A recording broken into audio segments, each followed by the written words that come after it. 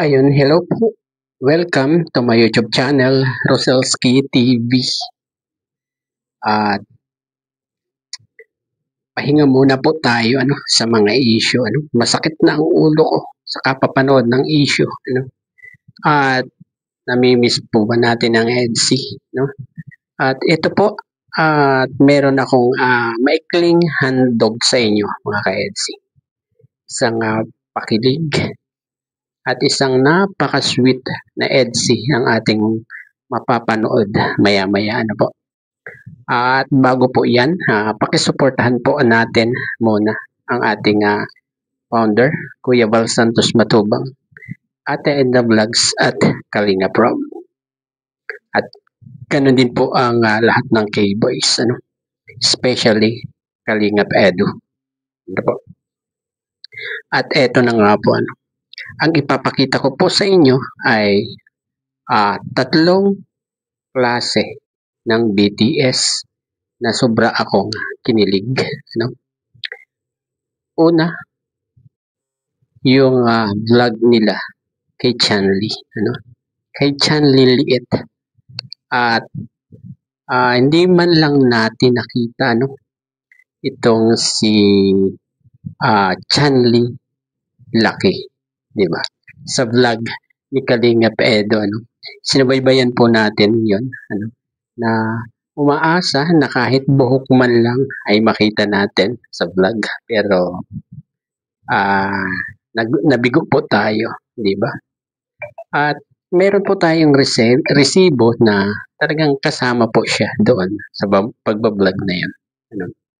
At ang pangalawa, yung sa Manila, na daladala nila si Ravay, hawak-hawak ni Kalinga Edu. At ang pangatlo, yung latest lang po ito. At yung suot ni Kalinga Edu na yun, yun din yung suot niya sa pagbablog nila ni Sam Ashley. Po? Latest lang po yun, kanina lang siguro yun nangyari. At eto po, panoorin po natin.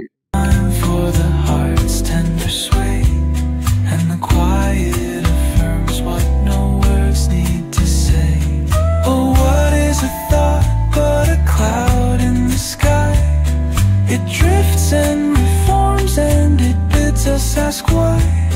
We walk through the chapters, our lives intertwine with the hum of the world and this rhythm divine.